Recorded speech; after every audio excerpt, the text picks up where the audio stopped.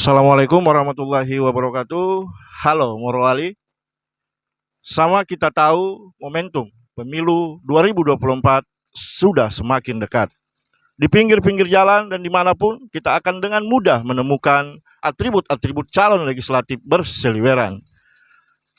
Para calon wakil rakyat pun bertanding untuk melempar statement dan slogan-slogan untuk menarik simpati massa pemilih. Hari ini Halo Morowali mencoba menghadirkan sebuah program bernama Ngopi, Ngobrol Politik. Menghadirkan para calon legislatif untuk dibuka gagasannya seperti apa dan dilempar ke publik. Untuk selanjutnya, masyarakat pemilih bisa memberi kesimpulan. Dan untuk edisi perdana hari ini, kita telah kedatangan seorang politisi muda dari Partai Nasional Demokrat atau Partai Nasdem, yaitu Bung Asfar. Apa kabar Bung Asfar? Alhamdulillah, baik. Jadi Bung Asfar ini adalah seorang aktivis, seorang pengusaha juga yang saat ini sedang fokus di Serikat Buruh ya. Oke. Tapi omong per omong, Bung Asfar, kenapa Ya. sampai terjun ke dunia politik dan lebih tepatnya sejak kapan mulai tertarik dengan dunia politik? Dan terjun ke dunia politik praktis itu tepatnya kapan? Makasih Kakak. Jadi soal politik memang siapapun itu, yang tua maupun yang muda, pasti akan ada sebagian besar orang yang akan ke sana. Nah, mungkin saya secara usia mungkin masih tergolong sangat mudah dalam urusan politik, tapi sesuatu hal yang memang mancing atau mengundang saya untuk terjun langsung ke dunia politik. Nah, saya di politik ini mungkin tahap belajar itu sudah dimulai sejak 2013 yang lalu. Memang sudah fokus pada dunia politik. Jadi setelah Partai Nasdem dideklarasikan sebagai salah satu partai politik, nah disitulah saya coba untuk masuk ke dalam partai politik dalam ranah restorasi, coba untuk menggali, mengetahui apa yang sebenarnya menjadi cita-cita sebuah partai politik. Ya, kira-kira seperti itu. Jadi tepatnya pada tahun 2013 ya? Ya, betul. Langsung ke Partai Nasdem. Ya, langsung ke Partai Partai Nasdem. Nasdem. Kemudian pada pemilu 2024 ini maju sebagai caleg. Ya, sebagai caleg. Kenapa harus nyalek?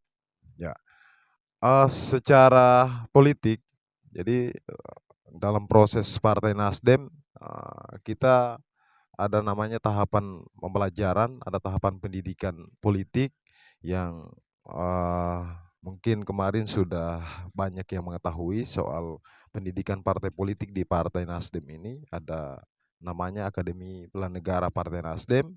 Nah, di sana kita ditempa kurang lebih sekitar 6 bulan dalam proses, ya ini dalam proses penjajakan politik untuk mengenal lebih jauh soal politik. Nah, 2013 memang saya belum sama sekali memahami soal politik, tapi setelah mengikuti pendidikan politik ini, Akademi Bela Negara Partai Nasdem, saya telah mendapatkan jawaban bahwa kenapa saya harus terlibat jauh lagi ke dalam ranah politik. Nah, memang kalau secara tugas-tugas kita sebagai pekerja partai, kalau kita hanya hadir sebagai pengurus atau petugas partai, ini tidak akan memberikan sebuah pengaruh terhadap masyarakat ataupun publik, ataupun mungkin sifatnya sebagai pengakuan politik bahwa saya sedang berada dalam ranah politik. Nah, jadi singkatnya memang saya caleg 2024 ini, sebenarnya 2019 dulu saya sudah siap untuk maju. Nah, tapi karena sesuatu hal yang menjadi pertimbangan saya, salah satunya adalah materi. Nah, maka saya waktu itu tidak siap di 2019. Nah, alhamdulillah pada 2024 mendatang dengan segala sesuatu, dengan segala kesiapan saya sudah mempersiapkan diri memang untuk maju sebagai caleg di Pileg 2024. Nah, kenapa saya harus maju caleg? Nah, ya, di Pilkada 2018 juga saya sudah mengamati proses daripada politik ini seperti apa. Kemudian pada 2019 juga kita sudah ikut terlibat membantu teman-teman kita, para caleg-caleg kita dalam kontestasi ini, dan ternyata memang di situ ada hal yang menarik yang saya simpulkan pada diri saya ketika saya berada dalam politik ini, maka akan banyak hal yang saya lakukan, banyak hal yang saya akan perbuat untuk masyarakat. Nah, itulah salah satu motivasi yang membangun saya untuk kemudian saya masuk ke dalam dunia politik. Nah, jadi nyalek ini alasannya memang untuk kepentingan masyarakat. Jadi melihat kepentingan masyarakat yang begitu besar dan memang harus berada dalam sistem itu, maka ya saya bismillah saya maju nyalek. Kira begitu. Oke. Bung Aspar, Ya, sebenarnya kan, posisi Bung Aspar di Partai Nasdem termasuk elit ya. ya, betul. Sebenarnya dengan posisi Bung Aspar di Partai Nasdem itu bisa di dapil manapun yang Bung Aspar mau. Ya, Ah, kalau posisi minta posisi di mana saja di dapil 1, 2, dan 3 itu bisa. kenapa di dapil 1? Kenapa saya maju di dapil 1? Ya, yang pertama, saya lahir, besar, berproses sampai saya menyelesaikan pendidikan saya di SMA. Ya, saya tempatnya di Bungku atau di wilayah dapil 1. Nah, kemudian yang kedua, keluarga saya juga semuanya di Bungku. Nah, dan teman-teman saya kebanyakan di wilayah Bungku Tengah dan Bungku Timur. Nah, saya mulai berhitung bahwa ketika saya maju nyalek ini, saya bukan hanya melihat peluang bahwa berapa banyak yang akan mendukung saya, akan memilih saya. Nah, tapi tugas saya ketika saya nyalek dan misalnya insya Allah saya terpilih, ya saya akan lebih mungkin kerja-kerja saya, kepedulian atau mungkin nanti langkah-langkah yang akan saya ambil ke depannya itu lebih banyak menyentuh keluarga, teman-teman, dan umumnya pada masyarakat di Kecamatan Bungku Tengah dan Bungku Timur ini, karena disinilah keluarga saya tersebar. Nah, hampir semua desa saya punya keluarga-keluarga dekat. Nah, itu yang menjadi motivasi saya sehingga saya niat saya bulatkan untuk maju bertarung di dapil 1. Kira-kira seperti itu. Ya. Baik, dapil 1, Kecamatan Bungku Tengah dan Bungku Timur ya. Ya, betul. Dari kacamata seorang Asfar, apa sih masalah terbesar yang dihadapi oleh masyarakat Bungku Tengah dan Bungku Timur? Ya. Kalau bicara soal masalah, paling kebanyakan masalah yang timbul itu adalah masalah ekonomi. Nah, kalau bicara masalah ekonomi, yang paling repot itu adalah mungkin di kalangan muda. Nah, kalau yang tua-tua pasti soal pekerjaan mereka dulu-dulunya mereka sudah lalui. Ya, sebelumnya mereka sudah nikmati petani, menikmati hasil yang mereka tanam, kemudian nelayan menikmati hasil tangkapan mereka, dan itu terus yang mereka lakukan sampai saat ini. Tapi kalau bicara soal kalangan muda, ya ini repotnya di kalangan muda adalah soal gaya hidup dan kebutuhan yang tidak berjalan seirama. Ya, maksudnya seperti pepatah mengatakan bahwa ya ujung-ujungnya lebih besar pasak daripada tiang. Nah, sehingga di wilayah Bungku Tengah dan Bungku Timur sangat banyak kita jumpai anak muda yang kesehariannya ya ujung-ujungnya hanya membuat rusuh, membuat ribut di dalam lingkungan. Nah, padahal dari usia, dari kemampuan kerja, mereka sudah layak untuk kemudian mendapatkan pekerjaan, mendapatkan penghasilan, lalu kemudian bisa memberikan hasil mereka kepada orang-orang tua mereka. Nah, itu yang hari ini sama saya melihat di wilayah Bungku Tengah dan Bungku Timur ini yang uh, belum dilakukan apa namanya semacam program untuk kemudian kita menyerap bagaimana kita bisa memanfaatkan atau bisa memberdayakan anak muda ini bisa semua tercover dalam dunia kerja. Nah, bayangkan kita punya perusahaan, kita punya uh, ya kawasan industri yang hari ini berada di kiri kanan dua kecamatan ini. Ada di wilayah Bahodopi, ada juga di wilayah Bungku Barat. Nah, hadirnya lapangan kerja ini tidak hanya membuka ruang buat mereka yang ada di wilayah itu, tapi juga Bungku Tengah dan Bungku Timur juga memiliki hak yang sama untuk kemudian diberikan kesempatan untuk bekerja atau memiliki pekerjaan. Nah, ini sampai hari ini kenapa saya berangkat dari pengalaman saya dalam kelas pekerja, dari kelas buruh, karena yang kita hadapi selama ini adalah mengatur teman-teman yang punya keinginan untuk bekerja, punya kemauan untuk bekerja, tapi pada prosesnya mereka tidak mencapai itu. Nah, sehingga saya hadir, saya coba memberikan berbagai macam masukan kepada teman-teman anak muda bahwa lapangan kerja yang hari ini ada di kawasan Bahodopi dan kawasan Topogaro itu adalah milik kita. Kita punya hak yang sama dengan teman-teman di sana yang juga bisa mendapatkan kesempatan, bisa mendapatkan peluang yang sama untuk bisa bekerja di sana. Nah, saya jaminkan teman-teman, ketika teman-teman bekerja, ya punya keinginan untuk bekerja, memediasi maupun membantu teman-teman untuk masuk ke sana, saya punya cita-cita, saya punya keberanian untuk memfasilitasi teman-teman masuk ke sana. Bukan hanya sebatas proses ya verifikasi mungkin atau apa, tapi sampai pada proses tahapan akhir mereka bisa mendapatkan pekerjaan. Nah, itu yang menjadi motivasi saya.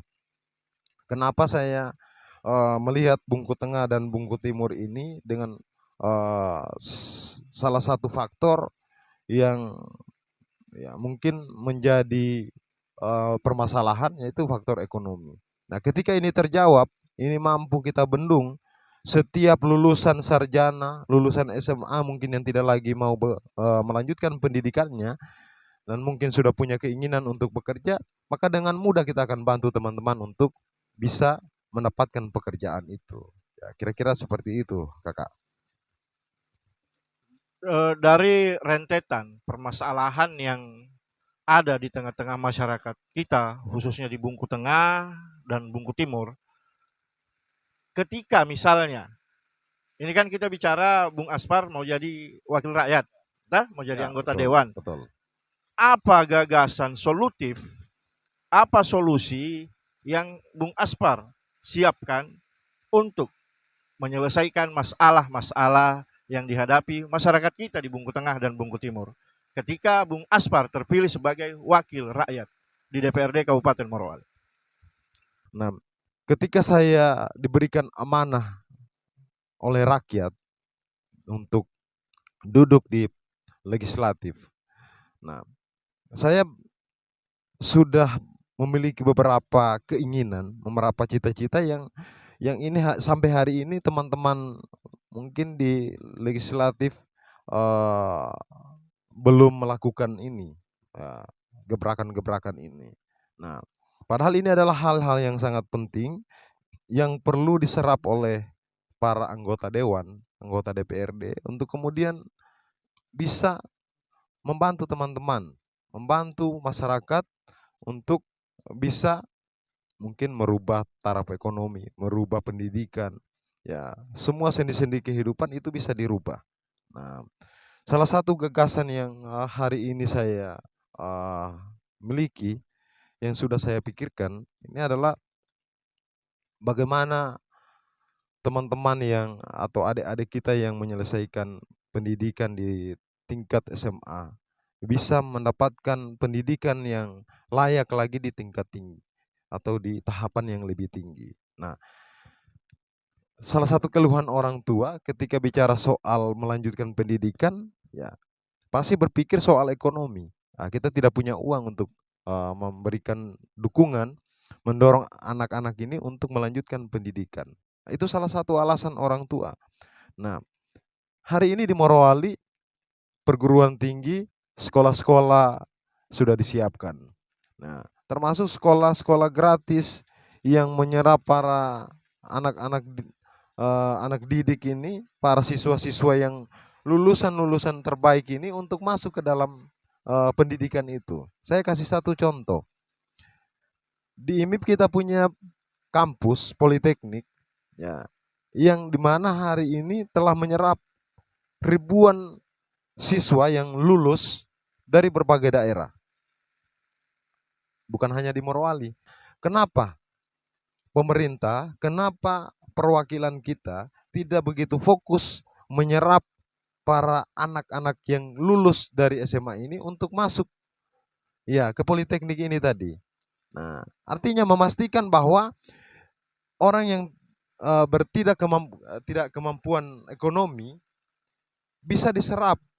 Ya, mungkin yang memfasilitasi adalah orang-orang atau anggota DPRD yang duduk di sana, yang mungkin bidangnya di komisinya. Nah, itu dipastikan diserap bahwa tidak ada lagi anak-anak lulusan SMA yang ingin melanjutkan pendidikannya yang tidak tercover di dalam pendidikan ini tadi, di dalam perguruan ini tadi. Nah, di sana kan ada jaminan yang luar biasa ketika mereka selesai, mereka sudah diberikan gambaran bahwa lulus dari perguruan ini, dari perguruan tinggi ini, kamu bisa mendapatkan pekerjaan yang layak. Nah, bukan pekerjaan yang sifatnya ya misalnya umum atau mungkin hanya sebatas menyapu di perusahaan atau ya sangat terbatas. Tapi ketika dia menyelesaikan pendidikannya di perguruan tinggi, misalnya di politeknik tadi, jaminannya dia akan mendapatkan posisi yang sangat layak. Nah, jadi makanya ada kaitannya tadi ketika pemerintah daerah, provinsi maupun pusat dengan hadirnya investasi ini mendukung yang namanya tadi alih teknologi, maka itu akan sinkron dengan pendidikan yang dibangun tadi. Nah, jadi ini pintar-pintarnya perwakilan kita di DPR di lembaga untuk kemudian memastikan ini tadi supaya mereka betul-betul tercover. Nah, jadi endingnya dia akan connect dengan program pemerintah pusat, kira-kira begitu. Bung Aspar tadi bilang bahwa hal tersebutlah yang harus dipastikan oleh para wakil-wakil rakyat yang ada di DPR. Memastikan bahwa Betul. Berarti ketika Bung Aspar terpilih, maka Bung Aspar akan memastikan itu terjadi. Ya, itu saya amati memang saya kan jalan ini sejak 2014 saya berproses di salah satu perusahaan menggantungkan mencari hidup di sana. Saya sudah mengamati sejak terbentuknya serikat pekerja, serikat buruh, saya sudah melihat teman-teman bahwa ternyata teman-teman yang bekerja ini, yang khusus asli Morowali ini, ternyata tidak semua diberikan kesempatan yang sama. Artinya ada yang bekerja ya biasa, ada yang luar biasa, ada yang lebih, ada yang kurang. Nah, itu yang saya amati. Nah, kenapa kebanyakan orang-orang yang sudah diberikan kesempatan, sudah bekerja bertahun-tahun tidak mendapatkan apa-apa termasuk hasil, dia tidak dapatkan secara maksimal. Karena ya dari segi itu tadi, segi pendidikan itu yang tidak memadai, tidak mendukung untuk kemudian dinaikkan tingkatannya dan bisa mendapatkan upah yang lebih. Nah, itu adalah salah satu masalah. Itu kita bicara di Heeh, sektor sektor pendidikan. sektor pendidikan ya. Iya, Tapi tadi Bung Aspar salah satu masalah masyarakat Bungku Tengah dan Bungku Timur yang Bung Aspar bilang adalah ekonomi masyarakat ya, iya, soal betul. perekonomian masyarakat. Ekonomi. Nah, gagasan politik, solusi politik seperti apa yang Bung Aspar tawarkan untuk meningkatkan perekonomian masyarakat kita ketika Bung Aspar duduk di DPRD, karena di sana kan fungsi legislasi, ada fungsi budgeting, ya kan? Ya, ya. Kalau secara umum eh, soal pemberdayaan masyarakat, ya, saya pikir di pemerintahan Bupati hari ini itu sudah sejak lama, sudah sejak 4 tahun yang lalu digagas oleh Bapak Bupati terkait program pemberdayaan masyarakat. Nah, hari ini mungkin karena waktunya juga yang terbatas sehingga semua tidak dapat diproses dengan baik. Nah, tapi saya cuma mau bilang, kalau di legislatif kita bisa fokus pada proses pemberdayaan masyarakat, maka semua akan berjalan dengan baik. Sinkronnya pemerintah daerah, legislatif maupun eksekutif, itu akan mudah tercapai ketika kompak. Nah, kompak untuk sama-sama memberdayakan masyarakat. Ya, salah satu contoh faktor ekonomi yang mungkin kalau ini terjadi, ini akan luar biasa, lebih dahsyat, lebih cepat dia berkembang. Hadirnya investasi itu bisa mendorong pertumbuhan ekonomi di semua wilayah, semua kecamatan, termasuk wilayah Kecamatan Bungku Tengah, ya, yang kita akui hari ini sebagai ibu kota Kabupaten Morowali yang ada di Kecamatan Bungku Tengah.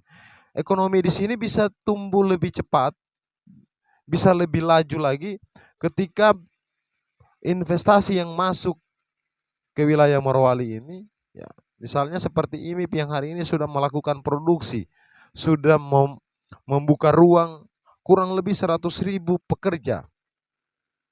Kalau toko, kalau tempat belanja kita pusatkan di wilayah Kecamatan Bungku Tengah, ya, orang-orang di sana, para buruh, para pekerja, para masyarakat yang berkunjung atau mungkin datang di wilayah Bahodopi ketika liburan weekend, mereka akan berkunjung ke Bungku Tengah kalau itu disediakan. Tapi kan hari ini kita belum menyediakan tempat, ya, misalnya fasilitas pertokoan yang menyediakan berbagai macam mungkin jualan mereka yang sudah sama dengan daerah-daerah yang maju, kemudian pusat-pusat belanja besar misalnya seperti pembangunan kawasan mall, ya, pusat belanja, ya. Berarti ketika Bung Aspar terpilih, Bung Aspar akan mendorong itu bahwa pusat-pusat Ya, perbelanjaan ada di Bungku Tengah. ya, kita pastikan bahwa kemajuan kemajuan Bung Morowali, ya, orang barometernya pasti melihat ke Bungku juga. Ya, tidak semua orang melihat ke wilayah Bahodopi, tidak semua melihat ke wilayah Bungku Barat atau ke Tepogaro. Orang pasti akan melihat bahwa kok ibu kota Kabupaten Morowali hanya seperti ini. Padahal kita punya luasan lahan wilayah yang bisa kita bangun berbagai macam fasilitas. Ini sangat memadai, sangat mendukung di sini. Nah, makanya kalau ada tempat-tempat belanja, tempat liburan, tempat-tempat rekreasi yang dibangun di wilayah Bungku Tengah ini justru akan mendatangkan pertumbuhan ekonomi yang lebih besar. Nah, kemudian yang kedua, pemerintah daerah juga beberapa waktu yang lalu, sudah sekitar 2 tahun ya, mereka sudah Bupati sudah melakukan pembahasan, sudah mendiskusikan soal pefungsian pelayanan perusahaan-perusahaan ini dipusatkan semua di wilayah kota, di Kecamatan Bungku Tengah. Ya, salah satunya adalah penyerapan tenaga kerja. Ya, proses perekrutan semua dipusatkan di wilayah Kecamatan Bungku Tengah. Nah, kalau kantor pelayanan yang ada di IMIP maupun di Tepogaro itu dipindahkan ke sini, maka secara tidak langsung pertumbuhan ekonomi itu akan jauh lebih cepat.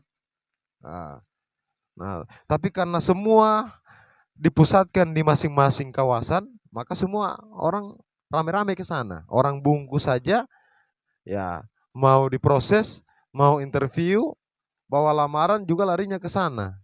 Tapi kalau itu dibawa, hari ini IMI melakukan rekrutmen misalnya 1.000 2.000 orang. 2.000 orang yang akan hadir di Kecamatan Bungku Tengah, lalu kemudian mereka akan pasti belanja, menginap, nah akan mencari tempat tinggal. Nah secara tidak langsung, pedagang kaki lima, toko-toko kelontong itu pasti akan hidup dengan sendirinya. Nah itu salah satu dorongan kenapa kita membuka ruang yang begitu luas untuk setiap teman-teman yang akan membuka usaha, membuka tempat-tempat atau fasilitas di sini, ya salah satu dorongannya adalah itu tadi, memastikan bahwa pengunjung yang datang itu larinya ke Bungku Tengah, tidak lari lagi ke wilayah Bahodopi maupun Topogaro. Ya, Terima kasih penjelasannya, Bung Aspar. siap. Bung Aspar berada di daerah pemilihan 1, Ya, Kecamatan Bungku betul. Tengah dan Bungku Timur. Nah, beberapa waktu yang lalu kita diramaikan oleh isu soal penolakan terhadap iup tambang yang ada di Kecamatan Bungku Tengah. Sama kita ketahui bahwa Bungku Tengah ini adalah kawasan ibu kota yang kata sebagian orang tidak boleh ada aktivitas penambangan. Menyikapi persoalan tersebut, menurut Bung Aspar, apa tanggapannya? Ya, terima kasih kakak. Jadi ini soal tambang. Jadi kalau Morowali ini kan dikenal dengan wilayah yang hampir 100% itu wilayah tambang. Jadi ada tambang nikel, ada batu, semua jenis-jenis tambang ada di Morowali.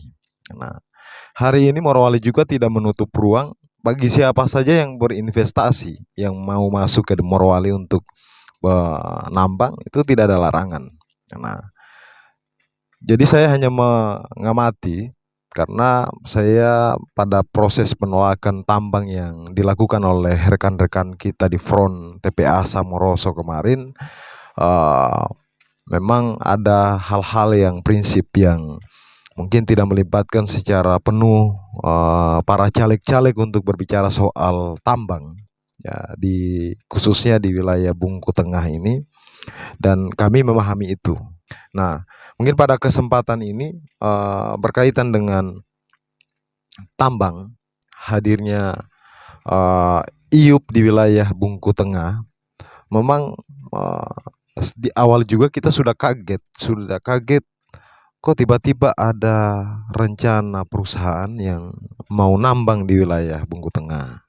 Nah, padahal kan kita sudah sama-sama sudah mengetahui bahwa wilayah Bungku Tengah ini adalah ibu kota Kabupaten Morowali, ya, di mana pusat perkantoran, kemudian ya administrasi, pemukiman warga juga semua ada di wilayah Kecamatan Bungku Tengah.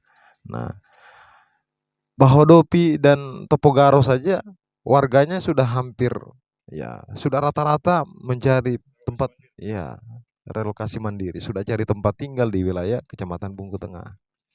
Nah, sebelum bicara soal penolakan, saya ke teman-teman di wilayah tambang, mereka memang menyarankan supaya wilayah Bungku Tengah itu tidak usah ditambang. Kita kita tidak usah melakukan aktivitas penambangan di wilayah Kecamatan Bungku Tengah. Di titik mana saja itu, entah itu dari pemukiman, perkebunan, sampai kawasan hutan lindung, kita tidak usah menambang di wilayah Kecamatan Bungku Tengah. Nah, makanya tadi di awal tadi saya sampaikan bahwa kenapa kemajuan Bungku Tengah ini harus diukur dengan ekonomi. Ya, sekarang kalau kita mau opsi pilihan ke masyarakat, masyarakat yang akan memilih, pilih bangun mall atau mau nambang. Nah, ya kalau masyarakat kita menginginkan tambang, ya berarti masyarakat kita yang ada di Bungku Tengah ini harus siap keluar dari wilayah Bungku Tengah. Nah, tapi kalau kita sepakat untuk membangun mall di kawasan di Kecamatan Bungku Tengah, maka kita sudah siap akan ada sebuah kemajuan besar di daerah kita. Tanpa dilakukan penambangan, daerah kita akan maju dengan hadirnya pembangunan ya pelayanan tadi, pusat perbelanjaan, mall, kemudian pertokoan, fasilitas tempat rekreasi. Ketika dibangun di sini itu sudah nampak sekali kemajuan. Berarti Keras. opsinya ada dua ya. Ya. Yang pertama, Bungku Tengah jadi pusat perbelanjaan atau Bungku Tengah ditambang. Ya, betul. Kalau masyarakat menolak tambang berarti kita bangun mall. Ya. Memang harusnya seperti itu. Jadi kalau masyarakat menolak tambang, itu hal yang memang harus dilakukan oleh masyarakat kita. Nah, lalu kemudian setelah kita menolak tambang, lalu apa yang akan kita hadirkan untuk memajukan daerah kita? Ya itu tadi jawabannya. Soal fasilitas, membangun mall, tempat perbelanjaan, menghadirkan kantor-kantor untuk pelayanan administrasi di setiap perusahaan. Nah, termasuk misalnya PT perusahaan-perusahaan yang ada di baik di Blok Bahodo Pisana maupun di Bungku Barat sana buka kantor di Bungku Tengah. Iya, betul. Ya, menerima betul, karyawan di Bungku betul. Tengah. Seperti itu konsepnya ya. Ya. Jadi kalau hari ini teman-teman menolak tambang itu sudah hal yang benar, itu sangat masuk akal, dan memang satu-satunya jalan adalah menolak tambang ada di wilayah Kecamatan Bungku Tengah. Jadi seperti itu ya. Berarti Bung Aspar menolak Bungku Tengah ditambang. Betul sekali. Saya menolak tambang. Okay. Baik netizen, sebelum kita lanjutkan obrolan kita rehat sejenak.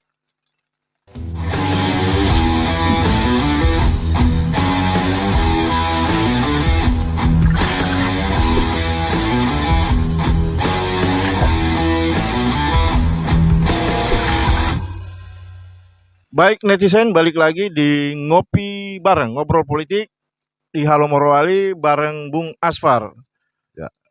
Calon anggota legislatif Dewan Perwakilan Rakyat Daerah Kabupaten Morowali dari Partai Nasdem, Dapil 1 Bungku Tengah, Bungku Timur. Beliau ini adalah orang Bungku Tulen yang lahir tumbuh besar di Bungku.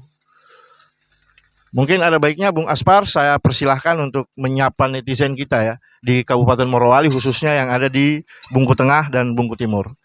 Silakan Bung Aspar. Baik, terima kasih Kakak. Sebelumnya saya mengucapkan terima kasih yang setinggi-tingginya kepada seluruh masyarakat Kabupaten Morowali, terkhusus untuk wilayah Kecamatan Bungku Tengah dan Bungku Timur yang telah memberikan doa dan dukungan kepada saya untuk maju sebagai calon legislatif DPRD Kabupaten Morowali, khususnya di Dapil 1 Bungku Tengah dan Bungku Timur. Alhamdulillah sampai pada hari ini saya masih diberikan kesehatan dan semua proses yang saya lalui berjalan lancar sesuai dengan rencana dan sesuai dengan cita-cita restorasi. Bapak dan Ibu, laki ina laki ama, petutua yang saya hormati, melalui kesempatan ini izinkan saya meminta doa dan dukungan sekali lagi kepada Bapak dan Ibu, laki ina, laki ama semua, poteha, petutuai, untuk bisa memberikan doa dan dukungan kepada saya untuk maju pada kontestasi politik pemilihan legislatif pada tanggal 14 Februari 2024 nanti. Laki ina, laki ama, petutuai, poteha yang saya hormati, sekiranya dalam proses ini tanpa bantuan dan dorongan serta motivasi dari Bapak dan Ibu semua, petutuai, laki inangku, laki amangku, ini tidak akan memberikan hasil apa-apa terhadap perjuangan ini.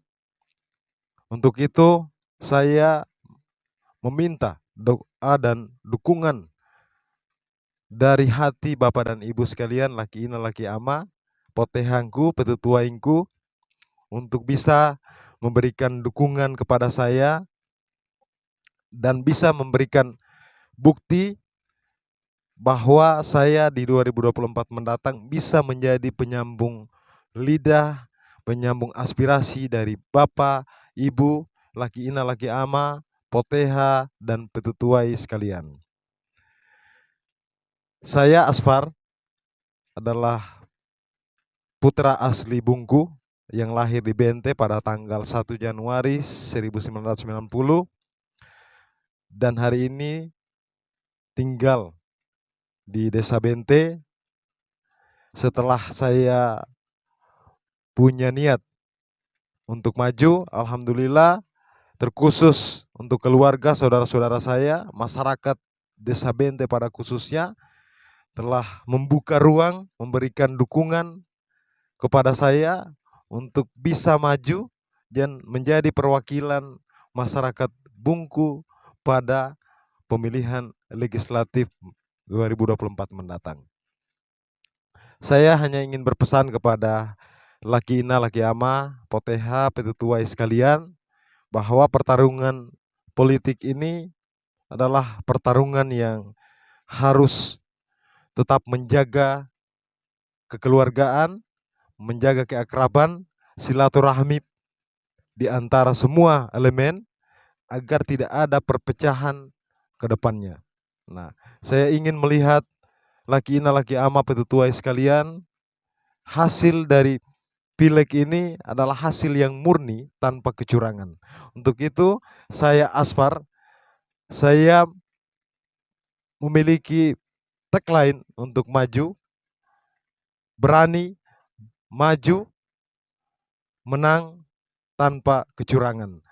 Nah, ini menjadi motivasi, menjadi kekuatan saya ketika dukungan Bapak dan Ibu, Laki Ina semua berpihak kepada saya, maka yakin dan percaya kemenangan akan mudah untuk kita gapai. Pesan khusus kepada seluruh masyarakat Desa Bente, terkhusus kepada salah satu suku saya, karena saya lahir dari suku keluarga Topada, salah satu suku asli Bente, yang hari ini juga menjadi cambuk atau dorongan buat saya untuk maju sebagai calon. Saya sangat mengharapkan dukungan, mengharapkan kekompakan dari Laki Ina, Laki Ama, Petutuai semuanya. Tanpa kalian, tanpa dukungan dari Bapak dan Ibu semua, cita-cita sebesar apapun akan sulit untuk kita capai. Untuk itu, hanya satu cara untuk bisa berada pada posisi penyambung lidah masyarakat, hanya ada kata adalah kebersamaan dalam mendukung salah satu calon. Sekali lagi, saya mengucapkan terima kasih atas doa dan dukungan Laki Ina, Laki Ama, dan Petutuai sekalian. Jangan lupa pada tanggal 14 Februari, pilih saya, Asfar, dari Partai Nasdem, nomor urut 5, Dapil 1, wilayah Bungku Tengah, Bungku Timur. Dan pastikan suara Bapak dan Ibu, Laki Ina, Laki Ama, Petutuai semua bisa menjadi suara sah dan bisa menjadi suara pemenang dalam pileg mendatang. Terima kasih. Luar biasa closing statement dari Bung Asfar ya. Siap. Baik netizen yang budiman, obrolan kita kali ini sudah mencapai akhir. Apa yang kami bicarakan, apa yang Bung Asfar sampaikan, selanjutnya adalah menjadi kewenangan para netizen untuk menyimpulkan. Yang pasti bahwa Halo Morowali menyajikan obrolan politik, netizen yang menyimpulkan. Semoga obrolan ini bermanfaat untuk kita semua. Semoga ini bisa menjadi inspirasi bagi kita semua dan menjadi telaah dalam rangka menentukan pilihan politik pada 14 Februari 2024 mendatang. Satu hal yang pasti dan catatan kita hari ini bahwa calon wakil rakyat yang bisa menjadi wakil rakyat adalah mereka yang bisa menyelesaikan masalah yang dihadapi oleh rakyat. Dan calon wakil rakyat yang bisa menyelesaikan masalah yang dihadapi rakyat adalah calon wakil rakyat yang memahami masalah yang dihadapi oleh rakyat. Dari ruang Halo Morowali, saya dan Bung Aspar mohon pamit. Bung Aspar, terima kasih atas kesediaan waktunya, dan kita akan berjumpa pada ngobrol politik edisi selanjutnya, tentu saja dengan tamu yang berbeda. Saya Gap, Halo Morowali, Assalamualaikum warahmatullahi wabarakatuh, jaga Morowali.